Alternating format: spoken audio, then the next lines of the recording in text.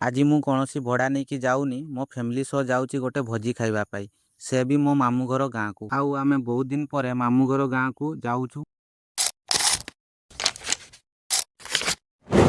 ଆମେ ତାଙ୍କ ଘରକୁ ଜଷ୍ଟ ପହଞ୍ଚିଛୁ, ବର୍ଷାଟା କୋଉଠି ଥିଲା ଷ୍ଟାର୍ଟ ହେଇଗଲା। ଏତେ ଜୋର ସେ ବର୍ଷାଟା ଛେଚିଲା ଯେ କାରୁ ଓହ୍ଲେଇ ବି ହେଉନଥିଲା। ବର୍ଷାଟା ଟିକେ ଛାଡ଼ିଲା ବେଳେ ମା ଆଉ ବାପା ଭିତରକୁ ଯାଇଥିଲେ। ଆଉ ବର୍ଷାଟା କ'ଣ ହଉଛି ଯେ 10 ମିନିଟକୁ ଥରେ ପାଟୁଛି। ମା ମାନେ ଭିତରକୁ ଯାଇଥିଲେ, ହେଲେ ମୁଁ ଟିକେ ଲେଟ୍ କରି ଭିତରକୁ ଯାଇଥିଲି। ଭିତରକୁ ଯାଇ କିଛି ସମୟ ବସିଛି କି ନାହିଁ, ମୋର ନାନୀ ବୁଢ଼ୀ ଆସି ଖାଇବା ପାଇଁ ଡାକି ନେଇଥିଲା। ଯେହେତୁ ବର୍ଷାଟା ଥରକୁ ଥର ହେଉଥିଲା, ଖାଇବା ହଲକୁ ଯାଇକି ଖାଇ ହେବନି, ସେଥିପାଇଁ ନାନୀ ଆମକୁ ଛାତ ଉପରକୁ ନେଇଯାଇଥିଲା। ଆଉ ଛାତ ଉପରେ 2-4ଟା ଡାଇନିଂ ପକେଇଥିଲେ ଭିଆଇପି ଗେଷ୍ଟ ମାନଙ୍କ ପାଇଁ।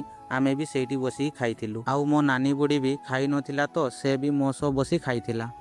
ଆଉ ଖାଇ ଖୁଆ ସାରି ମା, ନାନୀ ବୁଢ଼ୀ ଆଉ ମାମୁଁ ହାରେ ମିଶିକି 2 ଘଣ୍ଟା ଧରି କଥାବାର୍ତ୍ତା ଚାଲିଥିଲା। ଯେହେତୁ ମାର ବାପ ଘର ନା, ଆଉ ଏପଟେ ମୁଁ ଘର ଯିବା କହିଲେ କ'ଣ ହବ, ସେ ତ ପୁରା କଥାରେ ମାତି ଯାଇଛି। ତାପରେ ମୁଁ ସେଠୁ ପଳେଇ ଆସି ନୂଆ ବୋହୂର ଫଟୋସୁଟ୍ ହଉଥିଲା, ମୁଁ ଛିଡ଼ା ହେଇକି ଟିକେ ଦେଖୁଥିଲି। ଆଉ ମା ମାନେ ଆସିଲେ, ମୁଁ ଘର ଯିବି ବୋଲି ବାହାରିକି ଛିଡ଼ା ହେଇଛି। ଆଉ ସେପଟେ ମାର ତ କଥା ସରୁନି, ସେ ବାହାରିବ କେମିତି? ଆଉ କଥାବାର୍ତ୍ତାଟା ହେବନି କେମିତି? ବହୁତ ଦିନ ପରେ ବାପଘର ଗାଁକୁ ଯାଇଛି, ଗପସପ ତ ମାରିବ। ଆଉ ଯେତେବେଳେ ଆମେ ସେଠୁ ବାହାରିଲୁ, ରାତି 2ଟା ପାଖାପାଖି ହେଇଯାଇଥାଏ। ଆଉ ଏପଟେ ମୋର ଦାଦୁ ଆଉ ନାନୀ ବୁଢ଼ୀ ରହିଯିବା ପାଇଁ କହୁଥିଲେ। ବହୁତ ଦିନ ପରେ ଆମର ଫୁଲ ଫ୍ୟାମିଲି ସହ ତାଙ୍କ ଘରକୁ ଯାଇଥିଲୁ ନା, ତାଙ୍କରକୁ ବି ଛାଡ଼ିବା ପାଇଁ ଇଚ୍ଛା ହଉନଥିଲା। ଆଉ ମୋର ନାନୀ ବୁଢ଼ୀ ଜିଦ୍ କରୁଥିଲା, ଆଜି ଯାଉନି ଏତେ ରାତିରେ, କାଲି ସକାଳେ ଯିବ। ଆଉ ମୁଁ ମୋ ନାନୀ ବୁଢ଼ୀକୁ ଭୁଲେଇ ଭୁଲାକି ସେଠୁ ପଳେଇ ଆସିଥିଲି। ମୋର ବି ତ ଆସିବା ପାଇଁ ଇଚ୍ଛା ହଉନଥିଲା, ହେଲେ କ'ଣ କରିବା, ଆସିବାକୁ ତ ପଡ଼ିବ। ପୁଣି